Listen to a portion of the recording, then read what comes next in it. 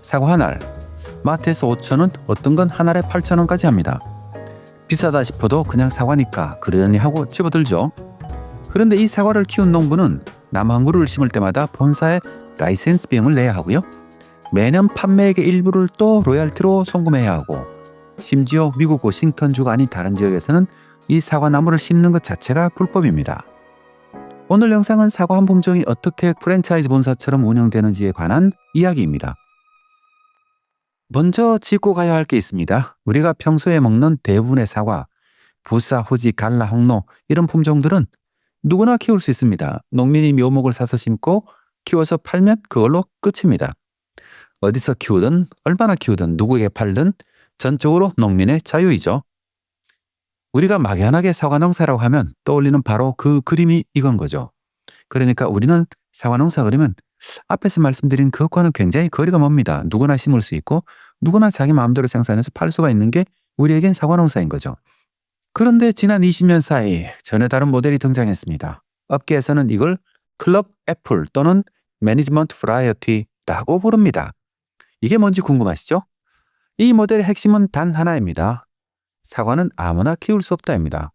품종 자체에 특허가 걸려 있어가지고 상표권으로 이름이 보호되고 있고, 라이센스 계약을 맺지 않는 농민은 묘목을 살 수도 심을 수도 없습니다. 사겠다고 돈을 들고 가도 안 팝니다. 자격이 안 되면요. 그러니까 이건 농산물이라기보다는 디즈니가 미키마우스 캐릭터를 관리하는 방식 또는 스타벅스가 매장을 운영하는 방식에 더 가깝습니다. 대표적인 케이스 하나 뜯어보겠습니다. 코스믹 크리스프. 2019년 미국 마트에 처음 깔린 사과 품종입니다. 이 사과는 워싱턴 주립대학교 WSU가 무려 20년 넘게 개발한 품종입니다. 20년 동안 들어간 돈이 얼마냐? 꽤 크겠죠. 누적 R&D 비용이 1억 7천만 달러 수준으로 알려져 있습니다. 우리나라 돈으로 한 2,500억쯤 되려나요? 그렇죠. 굉장히 큰 돈입니다. 사과 품종 하나 만드는데요. 자, 그럼 이 돈은 어떻게 회수할까요? 여기서 비즈니스 모델이 등장합니다. 우리나라에서는 사실 이런 상상을 하기 어렵지만은 한번 들어보십시오. 이게 왜 설득력이 있는지요. 코스믹 크리스프라는 사과 품종의 수익 구조는 크게 3단계의 층으로 짜여져 있습니다.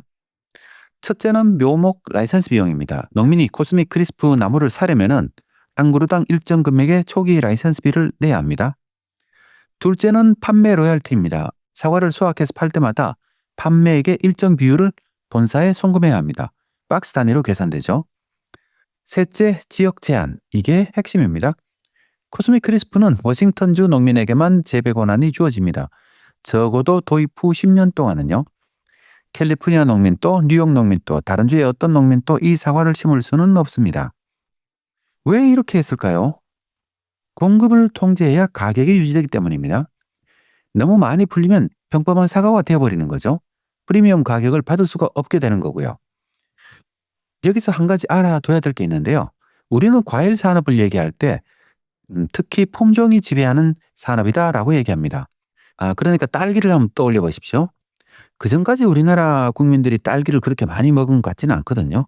하지만 서량이 나온 이후로 딸기란 산업이 우리나라 과체류 산업, 과수까지 포함해서 가장 큰 품목이 됐습니다. 그 이전까지는 상상도 못했죠. 그런 것처럼 품종 하나가 어떠냐에 따라 가지고 이 과일, 과체류, 이 산업은 완전히 달라지는 거죠. 어떤 과일이 프리미엄 가격을 받으려면 최소한 시장에서 프리미엄 과일로 통용되려 하면은 물량이 어느 정도 제한되어야 됩니다. 무한정 물량이 많이 나오면은 그걸 프리미엄이라고 누가 돈을 더 주고 사가겠습니까? 값이 오히려 떨어지겠죠. 그러니까 이제 이 라이센스를 주려고 그러면 이 라이센스를 관리하는 회사가 있어야 되겠죠.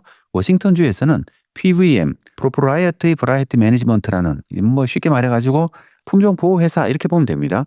품종 자체를 자산으로 다루고 글로벌 라이센스를 관리하는 특별한 회사인 거죠. 말 그대로 품종 자산 운영사입니다.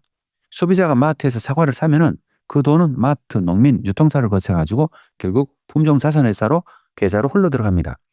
사과 한 알이 팔릴 때마다 그렇다는 의미죠. 그런데 코스믹 크리스프라는 품종만 이런 모델로 운영되는 건 아닙니다. 뉴질랜드에서 개발된 재즈란 품종도 그렇고요. MB란 품종도 마찬가지로 우리가 얘기할 때 클럽 품종이라고 얘기합니다. 이 얘기는 뭐냐면 아무나 심을 수 없다는 뜻이죠. 토지에서 시작된 핑클레이디도 마찬가지로 클럽 애플이라고 부릅니다. 이것도 특별한 라이센스를 가진 농민만 심을 수 있습니다. 제가 지난 연말에 제스프리를 다녀온 적이 있었거든요. 그때 굉장히 인상적인 팜플렛을 하나 봤습니다. 제스프리 품종을 심을 수 있는 권한을 이렇게 경매에 붙이는 거죠. 제스프리의 선골드 키위 있잖아요. 이 품종을 1헥타르를 심는데 얼마를 내느냐, 이걸 가지고 가격을 어떻게 정해야 될지 모르잖아요. 그러니까 이거를 경매에 붙이는 거죠. 제가 듣기로는 실제로 팔린 가격은 우리나라 돈으로 약 5억 정도 됐다고 합니다. 기존에 있는데 그린 키위를 심는 농가가 이제 골드 키위로 바꿀 때는 한 5억 정도를 내야 된다는 거죠. 그러니까 아무나 못 심습니다. 제스프리가 경쟁력을 유지하고 있는 가장 강력한 이유 중에 하나입니다. 아무나 못 심고, 그리고 품질 관리를 아주 철저하게 합니다.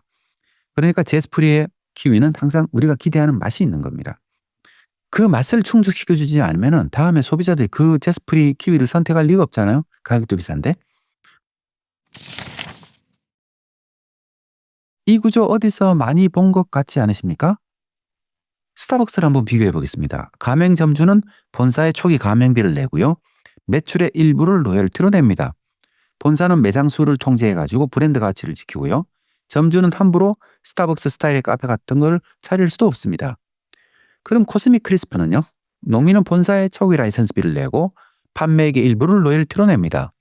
본사는 재배 지역을 통제해 가지고 품종의 희소성을 지킵니다. 농민은 마음대로 다른 곳에 이 품종을 심을 수 없습니다. 그러니까 스타벅스 커피 프랜차이즈를 차리는 거나 사과나무를 심는 거나 똑같습니다. 단지 사과일 뿐인 거죠.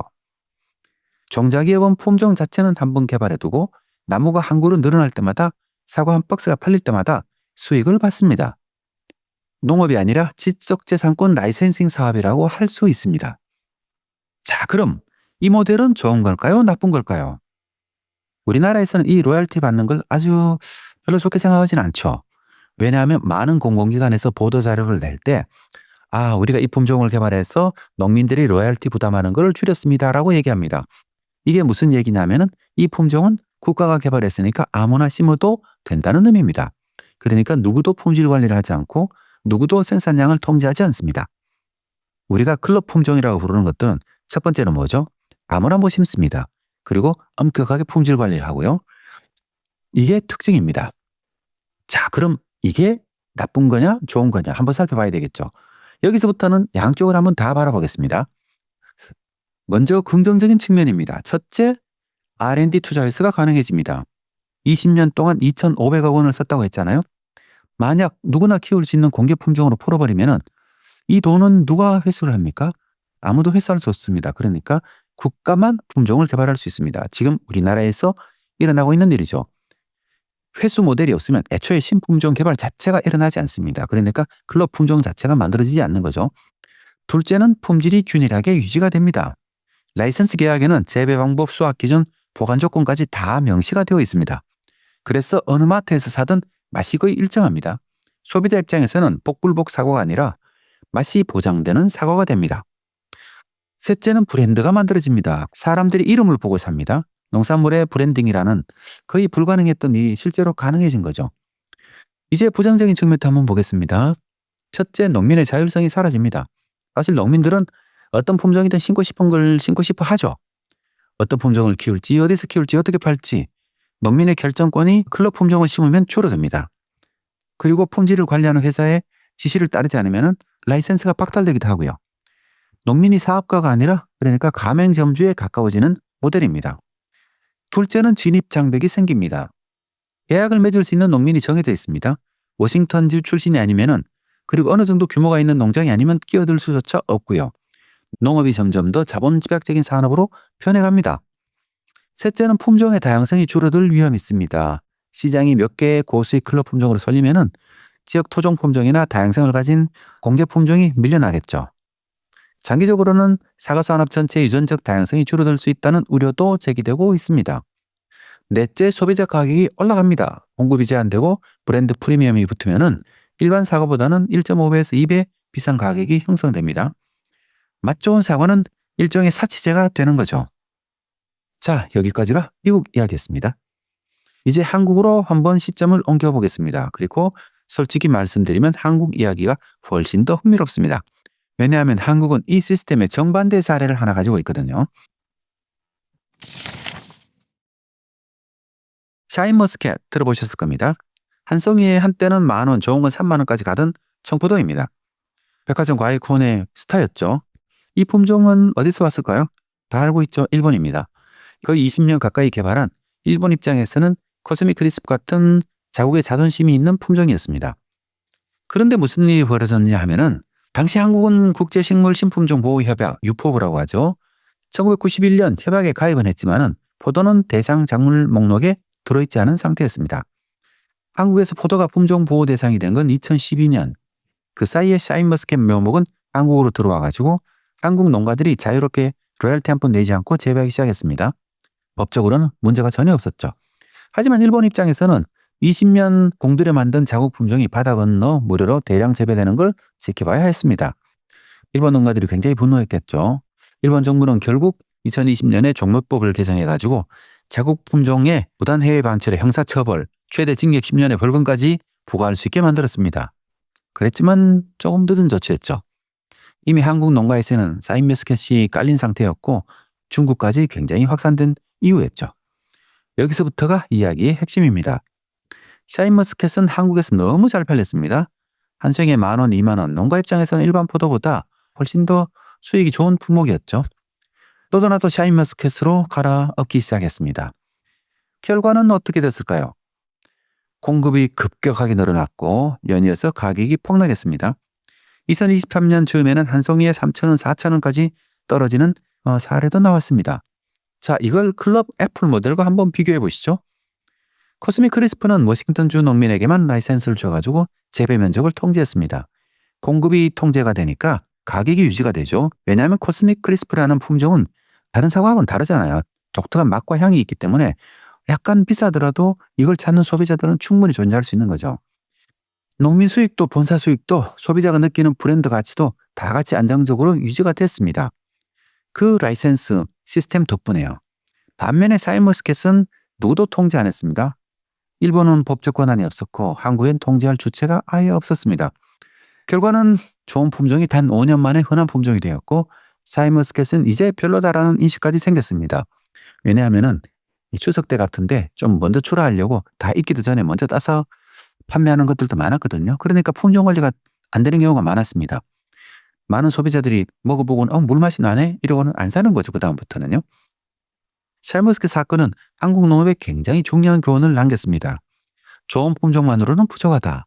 그 품종을 둘러싼 비즈니스 인프라, 라이센스 관리, 공급 통제, 브랜드 보호가 없으면은 좋은 품종조차도 농민에게는 독이 될 수 있고 좋은 품종조차도 20년 걸려 만든 품종조차도 오래가지 못한다는 겁니다. 코스믹 크리스프가 보여주는 시스템 보호가 왜 필요한지 우리는 정반대 방식으로 경험을 통해서 배운 셈이죠. 그럼 한국의 사과 산업은 앞으로 어떻게 가야 할까요? 지금처럼 계속 가야 할까요? 먼저 현실을 한번 살펴봅시다. 한국 사과는 거의 100% 냈습니다. 수출은 전체 생산량의 1%도 잘 안 되죠. 이것도 지자체가 보조금을 줘가지고 좀 밀어내고 있다 이렇게 볼 수 있겠죠. 가격 안정 차원에서요. 게다가 한국 사과는 가격 경쟁력도 약합니다. 인건비, 토지비, 농약, 비료비 다 비싸기 때문에 칠레산, 뉴질랜드산, 중국산 사과와 단순 가격으로 붙으면 이길 수가 없고요. 그럼 사과를 수출하는 나라들은 어떻게 하고 있을까요? 뉴질랜드 사과 수출 강국입니다. 주력 품종이 뭔가 하면은 재즈, MB, 럭킷 전부 클럽 애플 품종입니다. 그러니까 자국에서 개발한 프리미엄 품종을 글로벌 라이센스로 롱가 네트워크로 풀고 통일된 브랜드로 전 세계에 판매합니다. 미국 워싱턴주 세계 최대 사과 수출 지역 중 하나고 주력 품종이 뭡니까? 코스믹 크리스프, 하니 크리스피 같은 관리 품종들, 그러니까 클럽 품종들입니다. 이탈리아 사우스 티롤 지역 유럽 최대 사과 산지입니다. 여기서도 핑클레이디, 칸치, 엔비 같은 클럽 품종 라이센스 농가가 전체의 상당 부분을 차지합니다. 패턴이 보이시죠? 사과를 수출하는 나라들은 거의 예외 없이 클럽 모델을 채택하고 있습니다. 왜냐하면 단순 사과로는 글로벌 가격 경쟁에서 살아남을 수가 없기 때문입니다. 차별화된 품종, 통제된 공급, 브랜드 이 세 가지를 묶어야 프리미엄 가격으로 수출이 가능해집니다. 자, 그러면 한국은 어떤 선택지를 가지고 있을까요? 첫 번째 선택지입니다. 계속 내수 중심으로 간다. 그러면 현 상태 유지입니다. 그러면 어떻게 될까요? 인구 감소, 고령화, 1인 가구 증가를 해가지고 사과 내수 시장은 장기적으로 계속 줄어들 수밖에 없습니다. 사과농가도 같이 줄어들겠죠. 선택지 두 번째입니다. 공개 품종으로 가격 경쟁하면서 수출에 도전한다. 솔직히 말씀드리면 이 길은 거의 불가능합니다. 인건비, 검역, 운송비 때문에요. 세 번째 선택지, 클럽 애플 모델을 본격적으로 벤치마킹한다. 한국형 프리미엄 사과 품종을 개발하고 라이센스 관리 인프라를 갖추고 통제된 농가 네트워크와 글로벌 브랜드로 수출을 노린다. 어렵지만 다른 나라들이 이미 검증한 길입니다. 한국은 좋은 품종을 만들 능력이 있고 농가의 기술력도 충분합니다. 부족한 건 그걸 비즈니스로 묶는 인프라죠.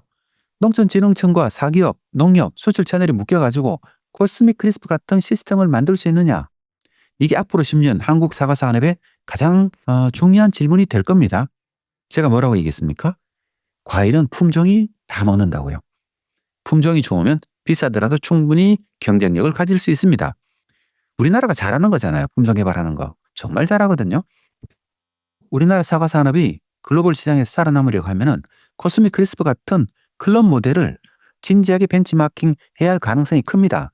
다만 그 과정에서 농민의 자율성과 소비자 가격 사이의 균형을 어떻게 잡을지, 공공연구의 성과를 누가 가져갈지 이런 질문도 같이 풀어야 하긴 하겠죠. 여러분들 어떻게 보시나요? 한국이 클럽 애플 모델을 적극적으로 도입해야 한다고 보시나요? 아니면 다른 길을 찾아야 한다고 보세요? 여러분들의 의견이 어떤지 저는 궁금합니다. 다음 영상에서는 농촌진흥청에서 어떤 한국형 프리미엄 품종을 개발하고 있는지, 그리고 그게 시장에서 어떻게 받아들이고 있는지를 한번 다뤄보겠습니다. 제가 어제 나주를 다녀왔었거든요. 나주를 가보니까 다양한 배 품종이 재배되고 있더라고요. 우리나라 배가 굉장히 많이 수출되고 있거든. 미국으로 굉장히 많이 수출되고 있는데 클럽 배 품종을 만들 수 있지 않을까 그런 생각이 들었습니다. 저는 그것도 충분히 가능하다고 봤습니다. 너무 훌륭한 품종으로 생각됐었거든요. 오늘은 여기까지입니다. 다음에 다시 찾아뵙겠습니다. 고맙습니다. 잊어버렸네요. 광고가 하나 있습니다. 이러한 에너지 의존적 먹거리 시스템을 바꾸기 위해 사단법인 식량과 기후 KIFC가 정책 대안을 연구하고 있습니다. 식량안보와 통합에너지 전환에 관심이 있으신 분들은 뉴스레터를 구독해 주시기 바랍니다. 링크는 영상 설명란에 있습니다.